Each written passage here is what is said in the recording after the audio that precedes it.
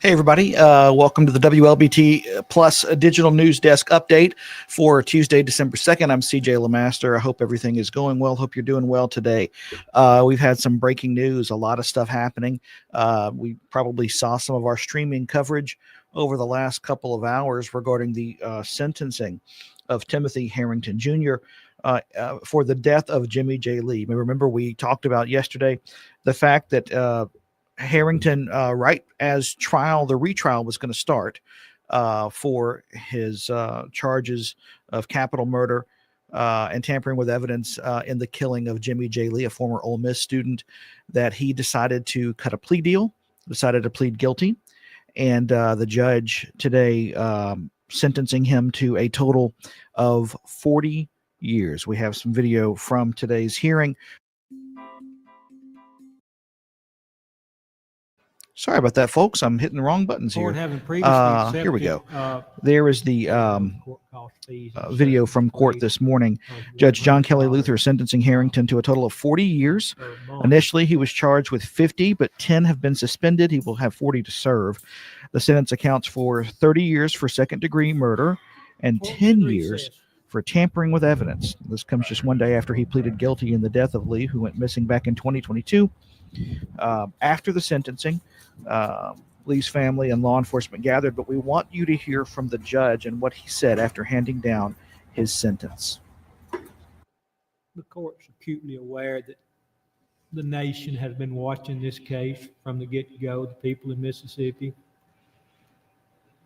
The state of Mississippi does not have a good reputation in matters concerning this, quite frankly.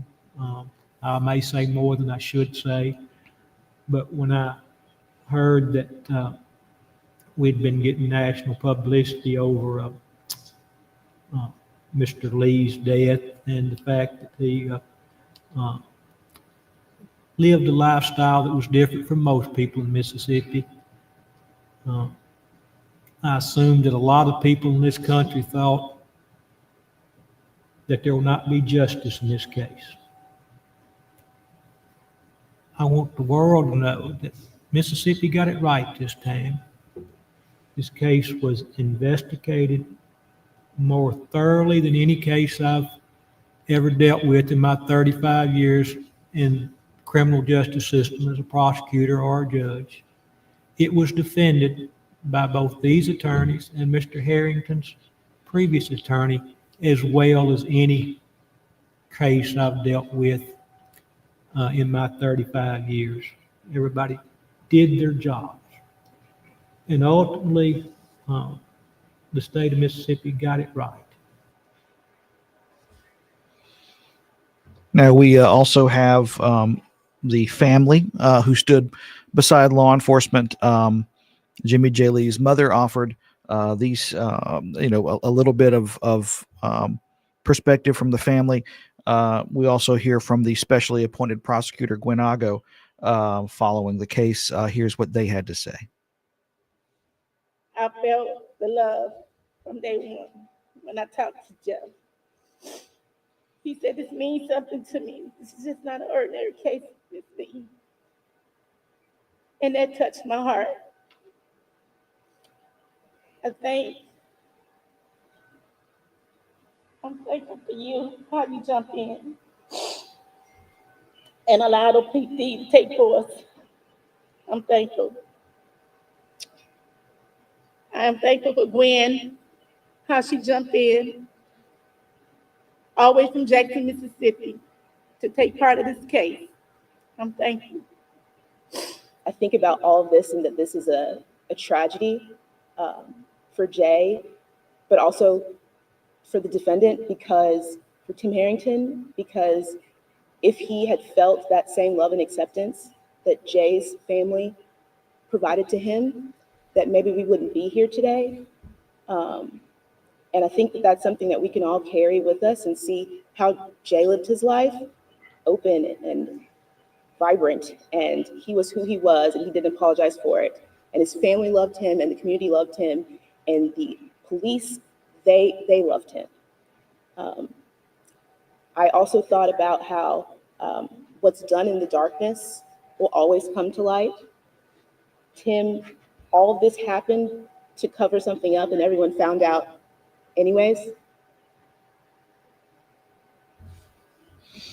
Again, that was the lead prosecutor in the case talking about this. If you're just joining us, Timothy Harrington Jr. has officially been sentenced in the death of Jimmy J. Lee just hours ago. A judge in Lafayette County sentenced him to 40 years to serve, 50 years total, 40 to serve. 10 of those were suspended for killing Jimmy J. Lee. The killing took place back in 2022. Lee went missing. There was a mistrial last year, 11-1. One juror who could not decide on the guilt because no body had been discovered. Then in February of this year, Lee's body was discovered in Carroll County. And of course, the retrial was set to begin this week before Harrington, the only suspect in this case, decided to take a plea deal and plead guilty to a lesser charge of second-degree murder. We will continue to follow this story in the days and weeks ahead. We will have complete coverage tonight from our Quentin Smith, who is in Oxford. Coming up at 2:30 today, we get the First Alert Weather Team here to give you an idea of what you can expect this week, how cold it's going to get, and our next chances for rain, of course. But it's a somewhat solemn WLBT Plus Digital News Desk Update. This is the biggest story that we've been covering today because it is the culmination of almost 4-year wait for this family who've been trying to get answers in the death of and the killing of their son. And they finally have that. A couple of people that are saying hi today. Britt, happy Tuesday to all. Britt, I hope you're doing well. And Melissa Price saying hello, everyone. Hello to you as well. Before we let you go, we've got a ad from our sponsor, Jackson Water, and we will see you back here tomorrow at 1 o'clock. Thanks for joining us. Time for a neighborly tip from Jackson Water. Is it okay to pour fats, oils, and greases down the drain if I run hot water? No! What if I run the garbage disposal? No! How about if I use dish soap at the same time? No! Instead, hang on to a few containers to store and toss old cooking fat and grease once you're done. Jackson Water. Water for all the time.